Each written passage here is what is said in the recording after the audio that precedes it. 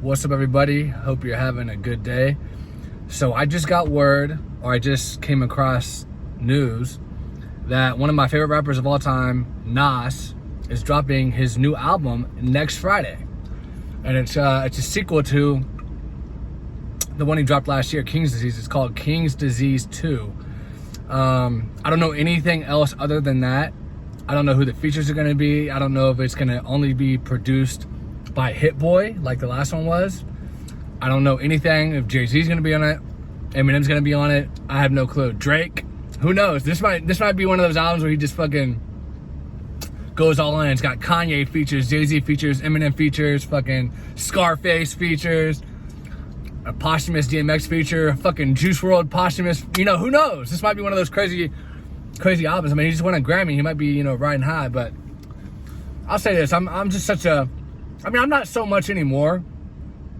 But growing up, Nas was one of my first favorite rappers. I would say him and Scarface were at the same time. I can't even distinguish in my head which one I listened to first, but it was definitely around the same time. And I remember listening to I Am by Nas, and there was a Scarface feature on there I really liked. And then they've done a ton of features together, you know what I mean? And those are still to this day two of my favorite rappers.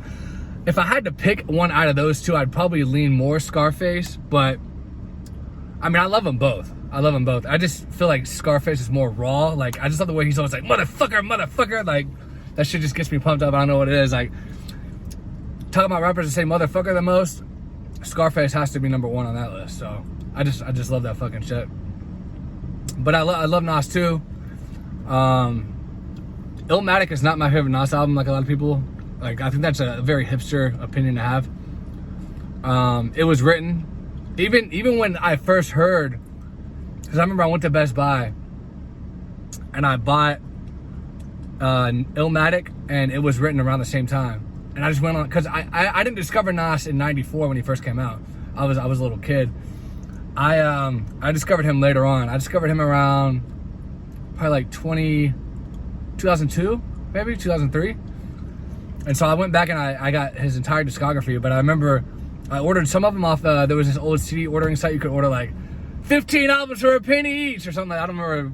You guys know what I'm talking about. Some clearinghouse bullshit. I don't remember what it was, but I got some from there, and then I got some from Best Buy. And I remember I bought the Illmatic, and it was written around the same time. And I thought It Was Written was much better. Now, if I would have heard Illmatic in 1994 when it came out, and then heard It Was Written in 96 when it came out, I may have a different opinion here. But coming from somebody that heard both albums at the same time, you know, 8, 9, 10 years later after they released, you're coming at it from a different perspective. And it's crazy because I remember I was always like, man, It Was Written is just, to me, so much better. Like that song where he like raps from the perspective of being a gun. Like, everything was just so good. Like, that song he did with Dr. Dre on there, like, the shit's just fire. And I remember reading an article years later, probably like, man, maybe 2009, 2010, 2008, I'm not sure. But Lupe Fiasco came out and he did an interview, and he said that It Was Written was his favorite Nas album of all time. So it kind of gave me that validation. I'm like, okay, I'm not the only one. And then I started seeing more articles and more things saying that, yeah, they like It Was Written better too. So I was like, okay, I know I got a good ear for music. And there's been so many times where I've listened to an album and I'll be like, that's a hit. That's a fucking hit right there. That is going to be a top 10 hit. And I know you guys don't know any of my friends, but if you ever meet anyone that knows me, they will tell you this. Like, I am on shit before it gets on. Like, I will listen to something. Like, I remember I first heard the Ludacris album, not Word of Mouth, way after that. No, it wasn't Word of Mouth. It was the one with Mystical on it. And I heard that song Mystical, and I was like, this shit's a fucking hit. Tell me who bought these fucking TVs and a jury bitch, you know? Like, I was like, this shit's gonna be a fucking hit. And sure enough, it became a top 10 hit like 6 months later or something like that. So I got an ear for talent. So if I say something's fire, it's usually fire. Like I'm very rarely off the mark on that. And even if I am off the mark, like even if I pick something and I'm like, this is fire, and no one else fucks with it, no one else likes it, I still don't give a fuck. It's still fire to me. But for some reason, I've just always been good at knowing when a song's gonna be a hit. Like that G6 song, that's another example. I remember when that shit came out in 2009, 2010, and I popping bottles in the club, sipping, like I was just like, this shit's gonna be a fucking hit. And it was like, nah, this shit's whack, this shit's whack. I was like, nah, it's gonna be everywhere. And I was in Afghanistan, came back, that shit was everywhere. Fucking every club you go to, they were playing that. Shit was a fucking hit. So, ear for talent, I got that shit. So anyway, like I said, Nas's new album, King's Disease 2, coming out next Friday. Pretty excited for that. In terms of my favorite Nas albums, I'll just go ahead and tell you guys what those are. It Was Written, I already explained that one, but God's Son, that's my other favorite Nas album. And honestly, It Was Written and God's Son are neck and neck for me. I really, really appreciate what he did with God's Son. I just thought it was a very heartfelt album, very good album. And then Hip Hop Is Dead. I would say those are my top three. Hip Hop Is Dead, God's Son, and It Was Written. Those are my top three. When Hip Hop Is Dead came out, that Black Republican song with Jay-Z, I was like, this shit's fire. And I was just like, man, this is a good album, really good album. So I would say those are my top three. You know what would be fire? If Jay-Z and Nas did like a watch, like their own version of Watch the Throne with all Kanye beats too. Or how about on Watch the Throne 2, instead of just Kanye and Jay-Z, they make it Kanye, Nas, and Jay-Z on every fucking song. That shit would be fire! You know it would! But anyway, I'm excited to hear the album. He won a Grammy with the last one.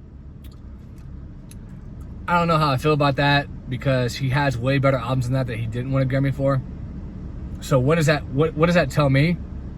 The Grammys are a bunch of motherfuckers who aren't tuned into the culture, that fucking don't fucking know what the fuck they're doing. They probably get paid off by the fucking labels on who they really pick, because the picks are too fucking obvious, you know? Or they just felt like, okay, Nas has been around for 20 years now, 25 years now. Let's throw him a bone. Let's go ahead and give him Album of the Year. When he's got way better albums than that really should have won Grammys for not just Rap Album of the Year, but actual Album of the Year. Like if God someone got Album of the Year in 2002, would that have been undeserved? If Hip Hop Is Dead would have got Album of the Year in 2006, would that have been undeserved? I don't think so, you know? So, that just showed me that the Grammys are bullshit. But I've known that for a long time. It's all opinions and fucking... I mean, do these guys really know fucking hip-hop? I mean, if they knew hip-hop, in 2012, Chief Keef would have got nominated for a Grammy for Finally Rich. Because that shit was fucking on fire in 2012. If they knew hip-hop, Barter 6 by Young Thug would have been nominated for a Grammy in 2015. You know? But I bet you they nominated So Much Fun in 2019 when he got hot. But if they were really in tune and knew what the fuck was going on, they wouldn't be picking these hipster fucking choices. Young Thug would have been on there. You know? Chief Keef would have been on there. So they don't know what the fuck they're doing. You know? So, anyway. Hopefully King's Disease is better than King's Disease 1. I mean, I haven't really delved into King's Disease 1 all the way, to be real with you guys. I just had a lot going on when that album dropped. You know how when an album drops, if you have a lot going on, it's hard to take time out to really listen to it, delve into it. Unless it's like your favorite artist, which Nas is not my favorite artist anymore. He was for a long time, but, you know, times change. People change, tastes change. So I still fuck with him. I still, you know, consider myself a big fan of his older material. But his newer stuff, like I remember when Life Is Good came out. I know it got good reviews. I didn't really care for it. I didn't.